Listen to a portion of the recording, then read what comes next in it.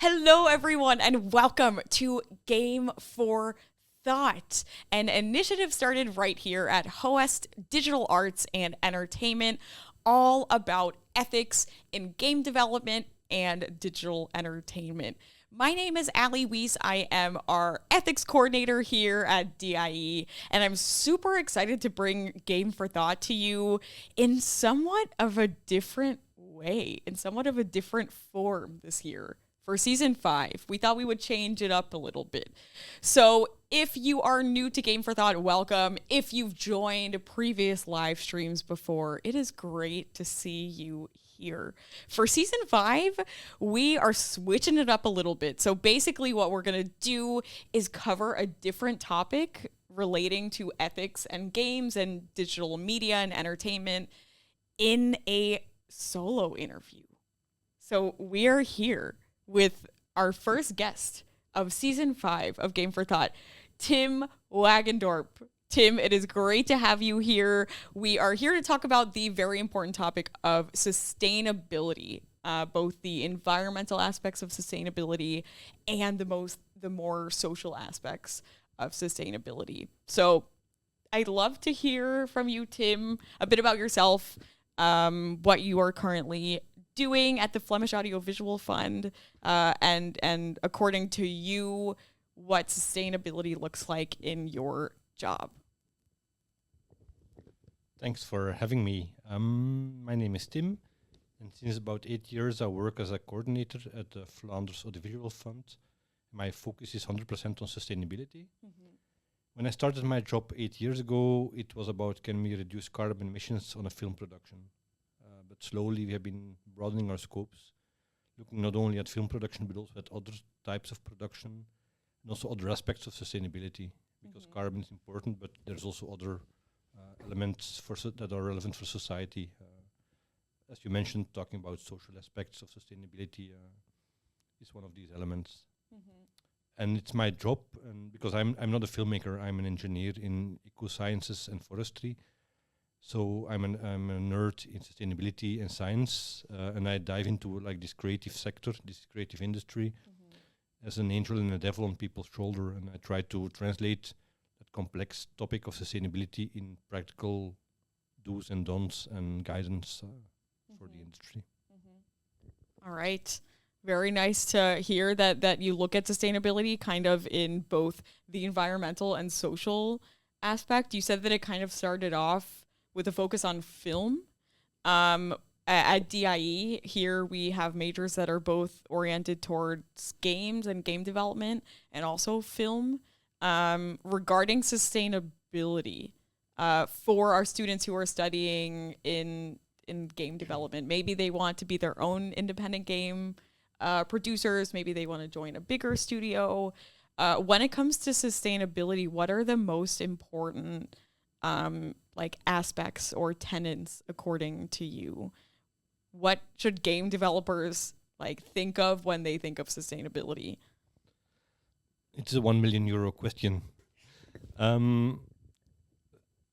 question that nobody can answer is what makes a project, a film project, a game, a studio sustainable or not. And what you see is you have all these different approaches. What we try to promote at FAF is to create awareness. When I speak about FAF, we are a public fund. We fund audiovisual productions of all types, games and podcasts. And we try somehow to open a discussion with creatives in Flanders, just to make them aware. And what I see is many of the professionals, they are really great talents. They have all the maddest ideas. They make the most beautiful games or documentaries or films. They're not specialists in sustainability at all. So what we try to show them is that sustainability is much more than just carbon emissions, and that the choices they make both on screen and behind screen, they have a measurable impact, both on the planet as on the people, and also at the job side of the industry. I'm curious for studios that don't know where to start with this. And I know there's several different elements of sustainability. Right now we're talking about more the environmental piece. For studios that really don't know where to start when they're tackling this ginormous kind of ambiguous question of sustainability, do you have any first steps that you would recommend for example, if I'm an indie, like the lead of an indie studio, and I'm interested or maybe led into thinking about sustainability in my studio, what is the first step that I should take? I think you should try to take a step back from your job and look at your company and the projects you manage in your company, and think about imagine there a box. What's everything that goes into the box and comes out of the box in impacts? And we had a student working on his master degree last year, and he had a look at the game studio in Flanders. And people, you directly think about all this fancy animation stuff and fancy computer programs and big servers and laptops and render farms, etc. But you could also think about your heating and your cooling of your building and the isolation and your commuting. And within his study, he found out it was a small Flemish studio. About half of the impact came from commuting. And then it's not about you having to change your habits as a game developer, but it's more about, if I have a studio close to a train station, maybe I should promote train commuting to my staff. Like in my case, my office, we are in Brussels city center. My boss pays my train tickets 100%. If I would come by car, I don't get anything. So in a way, what I would suggest is think about yourself as a company and the choices you make. And sometimes you don't have any direct control, because many of the small studios, they are housed in like these co-housing companies, buildings. You don't have the choice of the power that comes from your grid system, or the way your data is stored, or the water and the water consumption, or the heating. But maybe you have. Imagine that you, if you know that within that study 20%-ish was energy consumption, you might ask yourself, is my energy renewable, or yes or no? And it can be as simple as changing your provider. And in a way, I think that it became utterly complex, and it should be about how can I be efficient with my resources. These resources might be driving, might be electricity, might be water, might be heating, cooling, might be data storage, might be waste. And every studio is different, but you should look at what are the costs that I make, and how can I reduce these costs, and maybe also reduce my impact on the planet or on people. Yeah, I think it puts it in a much more tangible way, like the tips, and the very like practical examples you give of commuting, of your heating, for example, of waste management. For studios who are interested in having like some kind of an energy scan of the building, I know this is something that I heard some like indie studios have been looking into in the region. Have you heard of these kind of like energy scans? There was a scan here in Kortrijk in Kortrijk, and they already have a great building because it's high-end innovation with a heat exchanger with a local pool, I think. So there's already a lot of things done on that level, but I know that there was a scan, and it was more about fine-tuning and using the building in the right way. Okay, And I don't remember every detail from the report, but one of the elements was this fancy building was built 5 years ago with all the different domotics. Do you use them right? And is this building still adapted to the actual use of that building? And maybe you should re-invite your specialist in the air conditioning and the heating regulations, and have them looking at all the settings, the right settings for the way we use the building today. That's one of these elements. But I think that an energy scan is one of the things, and there it's about the heating and the cooling of your building. And then you can think about is every wall isolated, or is every roof isolated? And a lot of your resources will go through your roof when it's not isolated. But it's only part of the discussion, because you can have a perfect energy scan of your company, of your building, but when you don't have the financial means to renovate it, or you don't have the means to, or not the mandate or the leverage to change anything because you rent your place, then it's difficult to change energy and energy consumption. So it's good to have an energy scan, and it will give you an idea on how you score energy-wise, but energy is not the only topic. And I see the same within film production. That when you start calculating impacts, you can see how important is my commuting, how important is waste or energy or set construction materials, circular economy, waste, catering. So it will depend on your project, on your setting, on your studio. Right. And we as a fund, we developed a tool that can calculate impacts and transform impacts into carbon emissions. And it might be a way to look at also at your studio and to see, okay, how important are these elements? And it's already an idea on, should I focus and put all my effort in my new printer and avoid printing of paper when I have an air conditioning which is malfunctioning and polluting all the time? So it might help you to find focus by measuring, because if you want to manage anything, you need to measure it first. Right. But what I also see is, it's not because you measure that everything's perfect. It's like being a bad person all year and then going to church once a year and confess your sins and everybody's happy. It's a good analogy, Tim. Many people see a calculator as confessing your sins, and it will not change anything in your impact. You just know how big it is. So for me, it might be a compass, but it should not be like hyper complex. It can also be, when I remember well the example of the student with the game studio, it was, I think there were 5 or 6 people working in that studio, and 2 of them, they commute by car, but they pass by each other's door, almost. So why not carpool? Right, exactly. And then you know that you will only have the impact of 1 car instead of 2 cars. Sure. And you don't need to be a rocket scientist to think about that. So it's really like in the smaller, kind of even sometimes overlooked things, and not all about, for example, like doing this big energy scan, but looking into the small details of your studio and asking yourself, am I using the resources in an efficient way? Yeah, and I think the resources might be transport mobility, but it can also be electricity. Do you switch off your lights when you leave the office in the evening? Or do you have your data stored in a fancy data center with an air conditioning on top of it, or somewhere in the cloud? Right. And what are the costs of that? So it's you should look at these everything where you spend money on. You have an impact. You have power on that. So you should look at, can I use my budget, my financial budget as a leverage to make a more sustainable choice? And it's sometimes the answer will be no, I can't, because I still need to make a fancy game or a good film production, and that's the overall goal, is to the product should be the best you can, and creativity should always prevail. We're not wanting to make like hippie productions where everything should be boring and dull. Right. Like the overall quality is still important.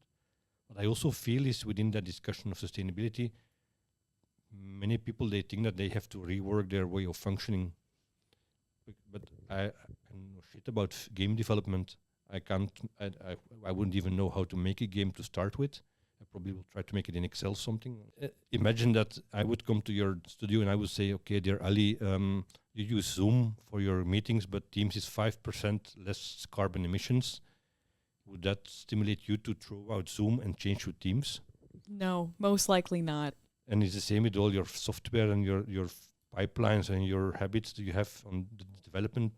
It's not up to me to say you should throw everything out, sack your staff, hire new people, and use new skills and new tools to make a more sustainable game. I think the challenge is not to do that, but it's more about look at your habits, what are you doing, and how can you make it more efficient? And more efficient will probably decrease the impact on the climate and the environment, but also will save you money in the end. Yeah, for sure. I wanted to ask also so you work at the Flemish Audiovisual Fund. Do you often work with indie studios? Do you work with employees from larger studios? What's kind of the scope there in terms of size? For us as a fund, when I talked about the film industry, we have been working on sustainability since 2013. So there we have a lot of experience. For games, within the game fund, we are only starting, and it's only discovering on and trying to bring the message to studios on what is sustainability, how does it translate for the game industry in Flanders and abroad. So we're still at the early stages. And what I see or what I feel from the steps we made before, it's not always top of mind. And people, they are under stress. They don't have the time to think about these abstract terms as sustainability, let alone read all these fancy manuals with all this complex information. So I think that it's hard to find a way to get an entrance in the studios in Flanders, knowing that they are all small and highly questioned with different challenges as a business. So I see it as our job to make it as simple and as dummy-proof as possible. And all the experience we have, we will try to share them with the industry in Flanders. But it's still baby steps. And I think that, as I mentioned, a lot of the information is generic. Mobility is mobility for whatever project or type of production, and waste is waste, and an airco is an airco. But I do think that we can't just push all that information and throw it to the industry, to the game industry, because it needs to be an open discussion. And it's also about learning what's happening in a studio and how, because maybe there is a gain or a win in the flows within studios and the way we organize ourselves. But there we need experts. We need experts from the game industry talking to experts, engineers in life science to better understand efficiency. And there it's a completely different ball game. But I think it's the cherry on the cake. It should not hinder you to think about mobility and energy and waste and materials and. But I think that it should be something open and fair for everybody. It should not be like you have to pay this fancy high-end membership fee, then you're part of the club. Something that I also wanted to ask, and we haven't gotten to this yet, but I'm sure that it's important for all those out there who are watching who don't often think about sustainability and don't often think about sustainability in terms of games and game development. Why should game developers consider this as an important topic? For those who maybe aren't convinced that this is something that should be integrated within their development process quite early, or in their studio culture, what is the why behind all of this? Why are we sitting here, for example, talking about it today? I think there are several whys. One of the whys might be looking at the news and what's happening in Spain. It's close by. It's like 1,000 kilometers from here. People are drowning due to rain and extreme weather conditions. They pop on more and more. And you could say, yeah, but I can't do anything because I'm just a studio or I'm just a filmmaker. But the choices you make, the logistics you have, they are part of the problem. So why not be part of the solution and be aware of the impact you have on that logistic side? I think that's an important why. I think there's another important why, that you can save money, because when you use less energy, you pay less energy. I once asked my colleagues at the Game Fund, what's the budget line for energy in the budget of a game? Because after Putin invaded Ukraine, the prices went up. But there isn't a budget line for energy at all, knowing that it's 21% of the impact of a small Flemish studio. Who pays for it? Right. Is it the salary of the staff or the client, the customer, or who pays for that 21% for energy in your project when it's not a budget line? So I think money is also a good motivator, and you could look at, and I also see it in the film industry, there are choices where you can save a lot of money.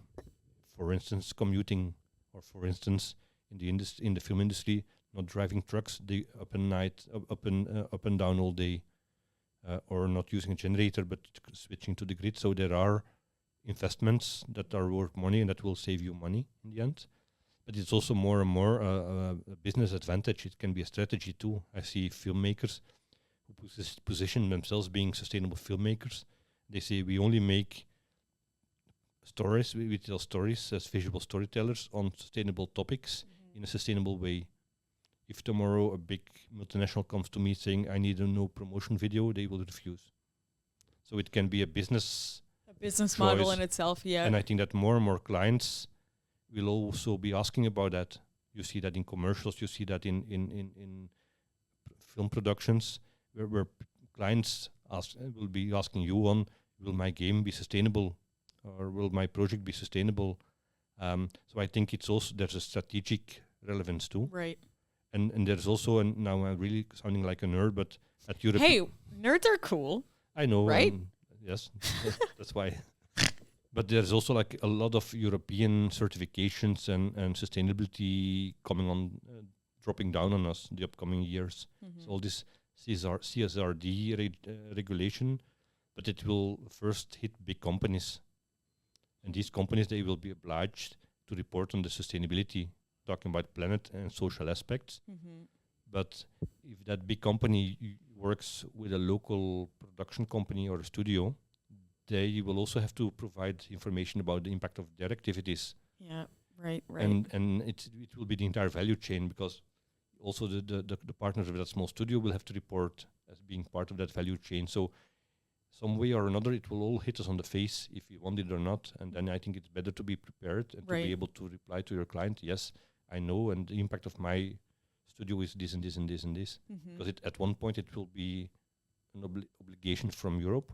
And I'm afraid, because when you look at that European regulation, it gives you a headache. It's very formal. It's like these auditing companies that will have to control every invoice, and it's not very social and human and accessible.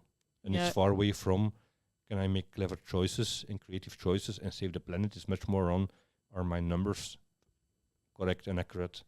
And it's pity that it will become that discussion, but it's reality. When you say that, I think of kind of because there's always the discussion, right, in these kind of conversations when studios are asked to do something or they're obliged to integrate a certain aspect. It's always a question of, are they doing it authentically, or are they checking something off of a box? If sustainability, or at least having a track record of how your studio or project is sustainable, if that is obligated by law or regulations, how can studios do this authentically and not kind of with just the approach of, check, we did it, now we can check off the box? I think it will not be authentic, and it will be something like a forced effort. And what I also see within the movie industry, there's a lot of commercialization of the landscape. You see companies coming in, and they will provide a service in helping you to be sustainable, and you pay them a lot of money, but it will not change a lot. And they also don't have the mandate to really make big important decisions. They just clean up after you. And so I'm afraid that it's not about the Excel files and the reporting. It's about how we are. Am I, as a studio, in my staff and everybody within my scope of my studio, aware of the impact of her or his job, and how they can be part of a solution and not be part of a problem. And I think that there again, it should not be like this highly academic, strategic, you have to make this bullshit plan. Right. It should be about, hey, Ali, you're my colleague. What's your job? Can we make a positive change together? And what do you need? Do you need more time? Do you need knowledge? Do you need money? Do you need helping hands or a tap on your shoulder? And can it be fun and social? And lower threshold. Yeah. And I also think that that's another reason why to be sustainable as a studio. When I look at my own job within my fund, I'm happy that my boss takes care of me. And I'm happy that my boss takes care of the planet and makes sustainable choices in sending second-hand stuff to resource like reuse centers and kringloopwinkels, or to buy second-hand, or to repair, or to promote soft mobility. So I think that for me as an employee in my company, I'm happy to see my boss caring for the planet and for me as a person. And that also brings me, I think, to the aspect on social economy, because when my boss cares about me, then I will be happy and I will be staying longer in my job, being more motivated doing my job. Yeah, that kind of bridges it kind of segues into that social element of sustainability, because you mentioned it a little bit earlier, that there are kind of like two tracks, if you will, to sustainability, and one of them is kind of the more social side. How do I work sustainably? How do I work in a way that doesn't lead me to burning out in a couple of years? What there are the most important elements for, I'm just thinking for our students who are in maybe their last here and they're about to enter the industry, in terms of working sustainably and advocating for their own rights as well, what are the most important messages to keep in mind? I would want to take a step back, because when you think for me, one of the pioneers in sustainability was Brundtland. She was responsible for, I think it was Swedish or Norwegian country, and in the 80s she developed the first vision on sustainability, and it was providing for today without damaging the resources for the future generations. And it's very simple. Like when you go to the toilet, you flush your toilet so you have a clean toilet afterwards. It's about awareness, and it's, for me, it's still, even when it's from the 80s, it's still highly relevant today. Sure. And then, because you mentioned two aspects, but there are more than two aspects. You can think about the planet, and there it's about climate change, but it can also be about ecosystems and biodiversity and soil compaction and nature reserves. So the planet, there are many elements that will pop up, and not all of them are relevant for a studio, but maybe some of them are. You can look at sustainability in a social aspect, and then it can be, you think about diversity and inclusion and well-being, but there again, there are so many more layers in that social aspect of sustainability, because what about diversity, inclusion, about positionality? There is so many subtle challenges that we have never been thinking about before, or maybe some people have been thinking about, but never from the view this is also part of sustainability. But I think that you could also look at a third layer, and that's well-being or profit. No, it's not well-being. It's people, planet, prosperity, or profit. Profit is hard and it's economic, but it's prosperity. Do you have a stable job? Are men and women equally paid in your studio? Is it a sustainable job, or is it just like an internship for 3 weeks? Is your studio making big risks, or do you have like a strategy in the long future on, no, I need stability. So it's also about, it's a business in the end, and as a business, what are your business choices, and are you a stable employer taking care of his company?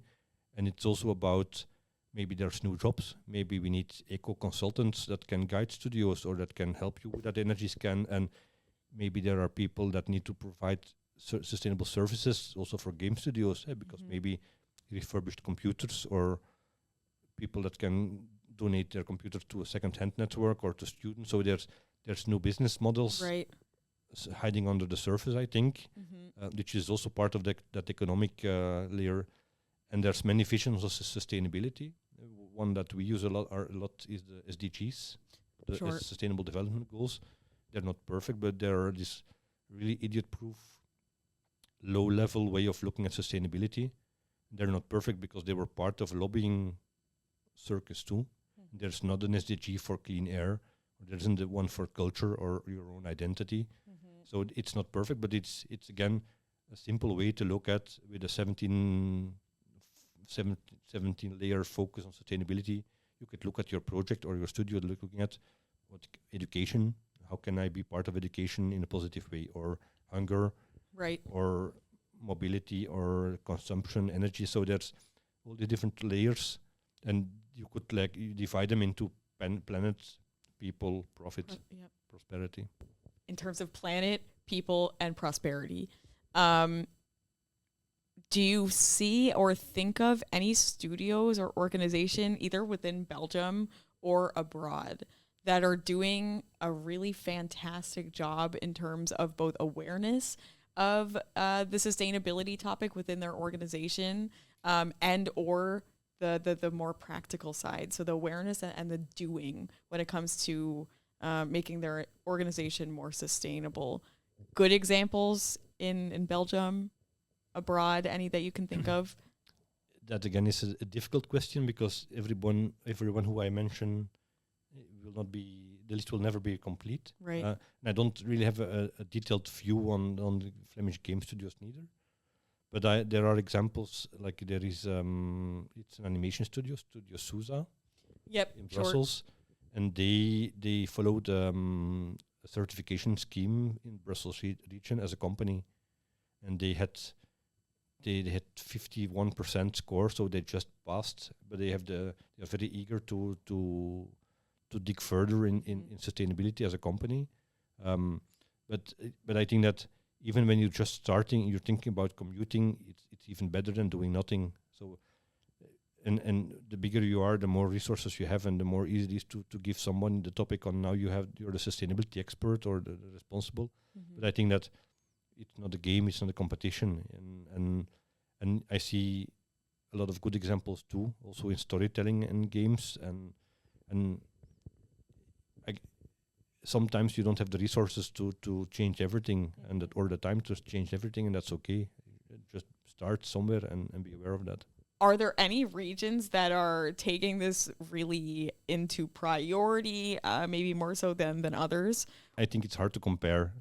What I do see is when I go a step back to my experience as a film specialist, you have different initiatives from different sides.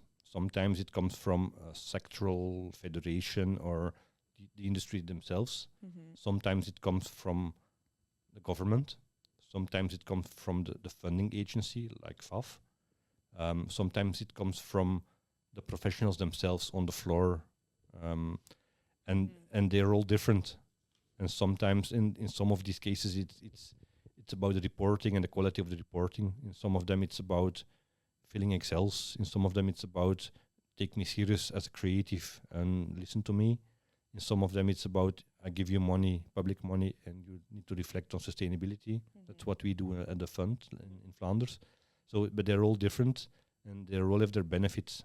But there again, every country is different. Look at when it's a single country production or a big co-production with different partners, you're traveling all over the planet to make a project, it will be different. So I can't say this region is better than the other. Right. What I can say is, and there again, I'm talking as a scientist, when you look at the impact of electricity production at European level, when you go to the east, we have high impacts per kilowatt hour because it's all coal and gas centrals. When you go to Belgium, we are in the middle of Europe, impact-wise, because we have gas and nuclear plants, but the two nuclear plants, they are exploding. They're old and torn down, and so it's like a ticking time bomb, but it makes us carbon-wise in the middle of the class, and the best is Norway and where you see a lot of wind and water. Sure. And so imagine if you say, I have all the budget I want to have, and I can just choose whatever country to go to. Maybe you can also think about, or I need to select a partner for my whatever part of my project. You could think about where's my partner located. It might be a selection criterion. You mentioned a lot of times consumption, the word consumption. And what we've been talking about a lot so far is game developers and studios and how they can take sustainability into account in their studio. But I want to kind of switch over to the consumer side of things. As somebody who, I know a lot of our students still game. And as a consumer in that way, what are some choices that I can make? What kind of agency do I have as a consumer to send the message to companies that sustainability is something that I care about?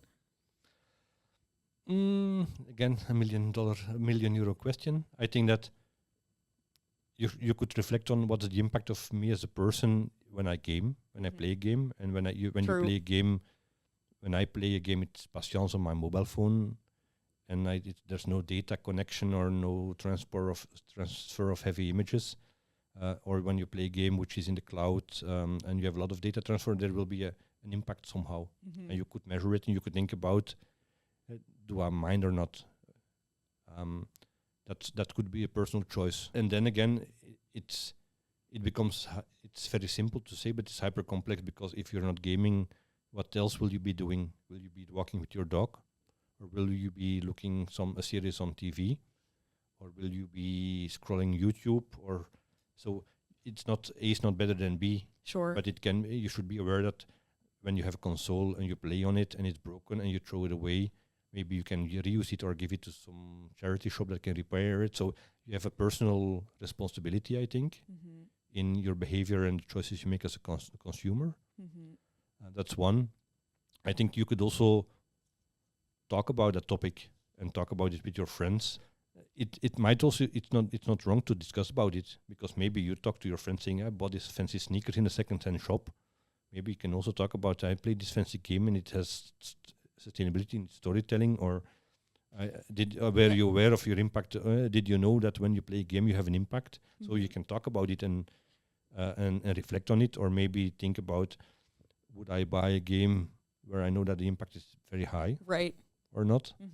And then a challenge is how to know that, because there will not be like a sticker on your game saying this game is eco, this game isn't eco, but maybe some games are more close to you as a person as others.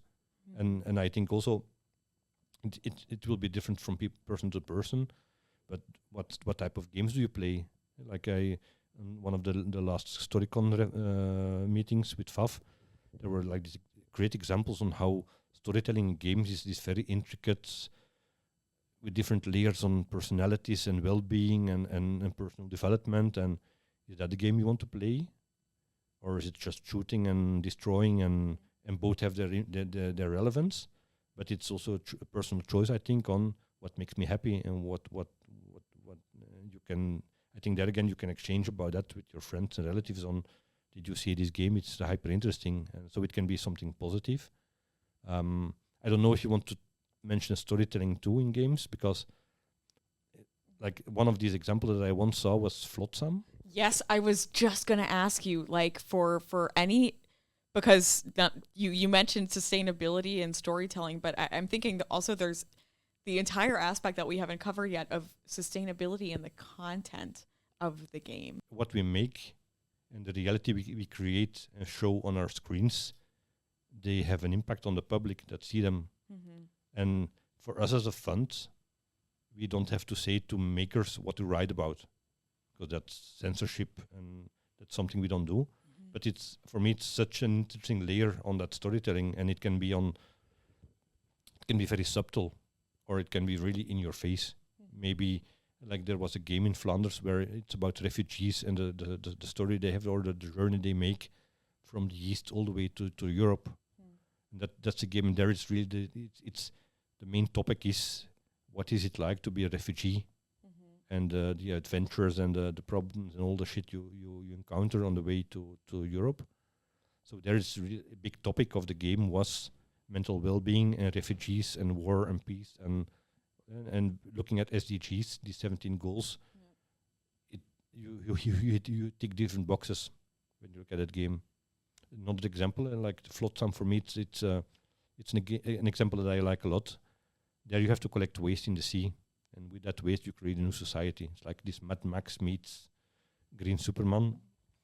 And in a way it's nice, because when I met the production company, the studio in Ghent, and I said, you made a Trojan horse, because you make all these gamers play a game where they have to clean up the ocean and then use that material to make something new. So it's and taking care of the planet, the sea, and taking care of the resources, reusing. It's a vital part of your game. And maybe you can reach with that, with your game, you reach thousands of players directly on their private screen in a game way. So it's not about you should be more sustainable in life. Exactly. It's not in a hostile way, because I think that approach just does not work in so many different ways. Yeah. And I said, being a nerdy scientist, maybe you should take your nerdy game. Scientist. Maybe you should take your nerdy game and go to like these waste agencies that exist. You have this in Flanders, in Belgium. You have these public institutions that try to promote society on recycling, reusing, reducing waste. They have enormous communication budgets, and they have to like make these TV shows and boring websites and booklets on sorting waste and recycling, and your blue bag and your green bag and your gray bag. And so in a way I said, take your game, knock their door and say, hey guys, I have this fancy circular economy game where you take care of the sea and the planet and the resources. Maybe I can be your communication partner, and you can maybe fund me to be that important because I can reach people that you will never reach with your boring stuff. Right. And the best thing, the producer replied, I just wanted to make something cool. So for me, in a way, it's about when we write scripts, and it can be a script for a film or a TV series or a documentary or a game. It can be meaningful, and it can be something positive, and it can also be, again, part of the funding scheme because and there's a link with Filmpact, with impact production in the film industry. It's about societal relevance. I mean, you can make something that's relevant for somebody, maybe that somebody wants to pay for it. Yeah, exactly. And I think that can be positive for society, but also positive for your finances. You mentioned that the producer behind Flotsam wanted to just make something fun or make something cool.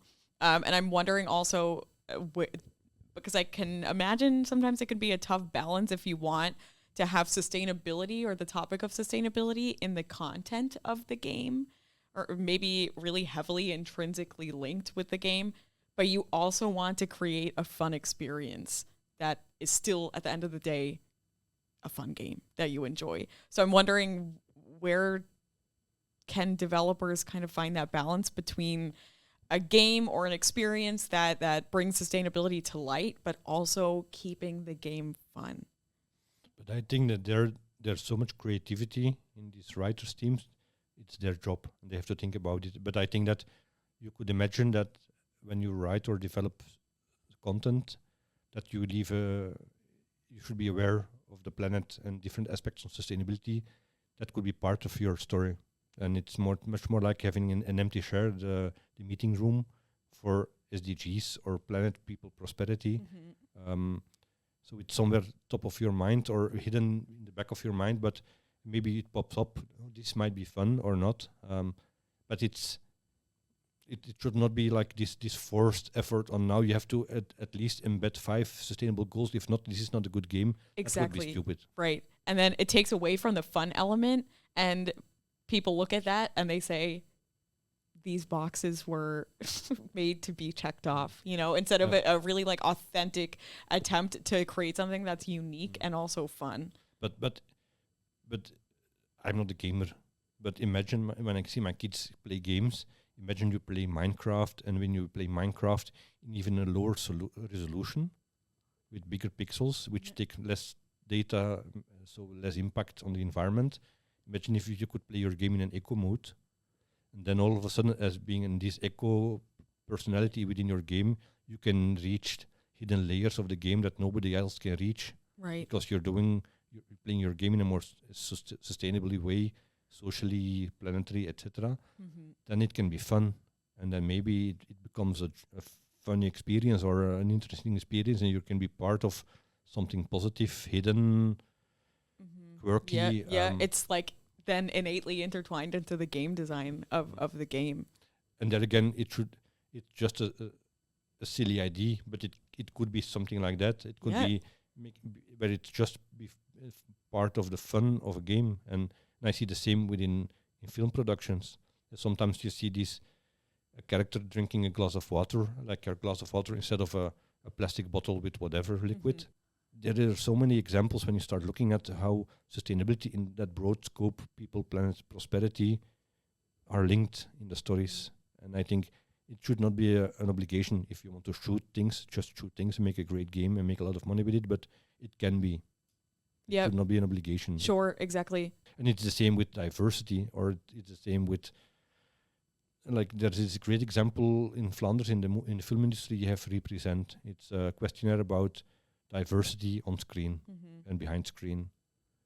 And think about why is the average main personality in a hospital series a white man, blonde, 60-ish, good looking with a Labrador.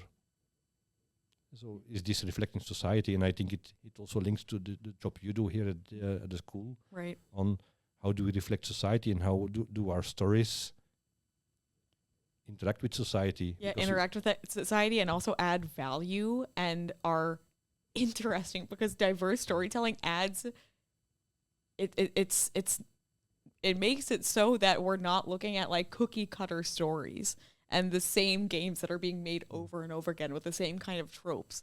So it's interesting for consumers also, because it's new content you get to interact with. And I think there again, when your team is diverse and when you do your studies and you talk with the people that you will be representing on screen, then your story will be more relevant and much more realistic, and also convincing people to buy into that story and to play your game and to watch your film.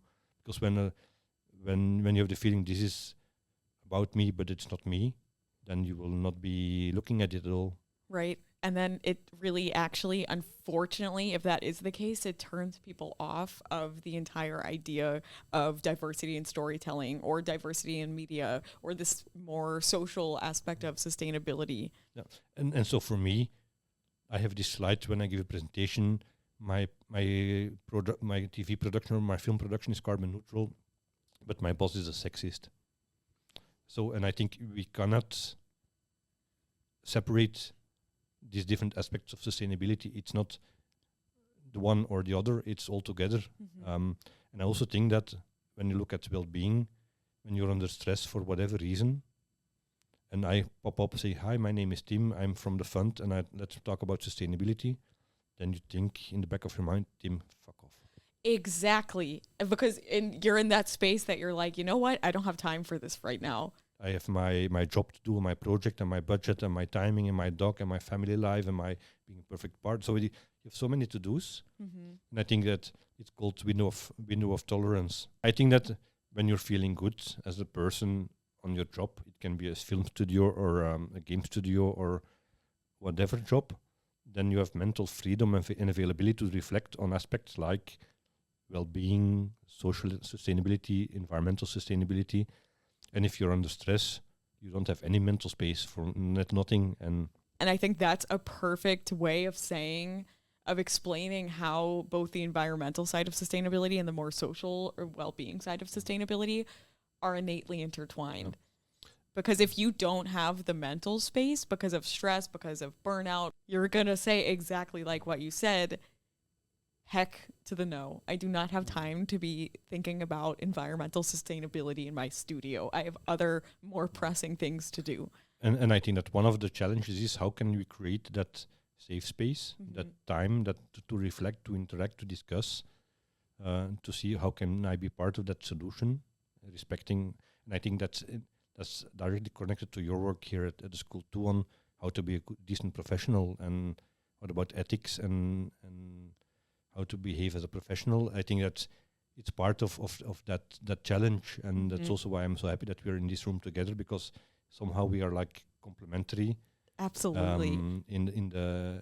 My focus is more on the planet and less on the ethics. But colleagues of mine in the fund, they are looking also at social aspects. So it's a common journey. A question you might ask is, how can it be that anno 2024 sustainability in different layers, people, planet, prosperity, is not part of what you learn at school? And I teach a lot at schools, and it's fun to do, and I speak to students, but I'm not their teacher. Right. I'm just this one-off. Oh, the guy from VAF is coming over today. It could sit down and relax. But the question might be, how can teachers embed this topic in their own fields? Own way? So it's not just one-off, as you say, guest lecture. Or I mean, it's great that you're here now and we're talking about it now on Game for Thought, but actually more like sustainably and structurally integrating it within curriculums. And it could be part of the formal description of the competences that students need to have when they leave this school or whatever school. Like when I came here, you showed me that room where all the students were developing games. Right. Are they thinking about the energy they use in this building or not? And maybe it can also be part of how they have to work on projects during their education, and maybe what we try to push as a fund, maybe that can be a logic also when they're a student in the project they develop. And so it's not only about knowing the theory, but also the practical side, or maybe just even thinking about it. Students, they have bright minds, they are creative, and maybe it can be a challenge to have them during projects, during study time, reflect on other aspects of their industry. And it's interesting because when they study whatever topic in the school, they could think about what's the potential impact of this specific craft that I'm learning here on the planet or on people. And it's a different level because they have more time, they have more detail than me saying, think about your energy consumption. Right. Because then you dig into the processes and the skills and the craftsmanship of people. I see the same in the film industry. You could say to a makeup artist, you should be more sustainable. But imagine if you say, okay, we're making this zombie movie, how can we make it sustainable with your zombie blood? And then you talk about crafts and creative solutions, and then it becomes very almost like a funny game experience where you can bring your own energy and creativity into a solution. And I think that's very rewarding, and that's also, this should not be a boring topic, it should be a fun topic. Yep. And you also, and it's one in which you have to be creative. And maybe there's one example, I probably showed it to you in the past, it's called Wildebeest. It's an animation film, and it was made, I think, 5 years ago. And it's about a couple going on a safari trip to Africa to watch elephants. But then they decided, let's stay home and let's just use existing YouTube images as backgrounds for Africa, instead of us traveling to Africa and making fancy images of landscapes and savannas, and then try to be sustainable. And so that creative choice, let's use images that already exist. That's a creative choice in the really beginning of a project, and it's probably linked also to the budget limitations from that project. But that choice prevents a lot of impact afterwards, because if they would say, okay, dear fund, we need 500,000 more because we need to buy all these plane tickets and we fly to Africa, we'll be the fancy filmmaker in Africa, and we will take our water bottle and we will have our veggie falafel, and we will check all the sustainability checklists, and it will be hyper cool. That's fun, but it will not going there anyway. And that creative choice is much more impactful. And I'm not saying that people should not travel for their job, because even it's an added value, you should do that, and you should be part of a plan. But it's a perfect link on how creativity and sustainability can be hand in hand. I want to thank you, Tim, so much for being here and sharing these really important thoughts about sustainability on both the environmental side and also more of the social sustainability side of things. I want to end with one last question. So we have maybe some students watching out there, industry professionals as well, maybe people who are totally not connected to the games or digital entertainment industry, which is also totally fine. I want to ask, in terms of sustainability, where, and I know this is again $1 million question, but where do you see the industry going within the next 5 to 10 years? Are there any sustainability trends that you see, that you can foresee impacting those who are working in the industry? I hope that the industry will be aware of the impact they have and how it can be something positive. I also see a lot of new trends like AI and virtual production and fancy computers and studios, and we're only at the start of understanding the impact of that new technology. And there again, if it's about having more and more and more, and when it's not selling at all, then we will have an enormous impact for nothing. So I think that we should use the efforts and the resources we have to create stories that are relevant for society and that can really make a change in people's lives. Not only for the client, but also the people that create these stories, and then on screen, behind the screens, in studios, behind computers, people that work on it. So it becomes a positive path in life, and with a positive impact for society. And I hope that somehow studios can be aware of it, can also see that it's not rocket science. It can be simple choices, taking care of each other, taking care of the planet, of your budget, and that it can be small baby steps. Because when you see all these fancy reports of big companies from the States, then it's, but I don't have these resources. But it's about simple choices, about step for step. I really appreciate you joining in for the season 5 episode of Game for Thought about sustainability with the one, the only Tim Wagendorp. I'm Allie Weiss. It was super lovely to see you on the interwebs today, and we will see you next time on Game for Thought. Bye, everyone.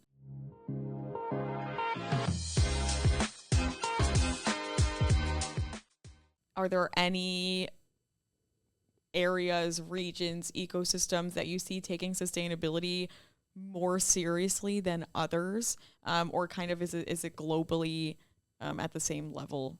I think that there's one country who's like, they were able to reduce the impact of their game studios to zero.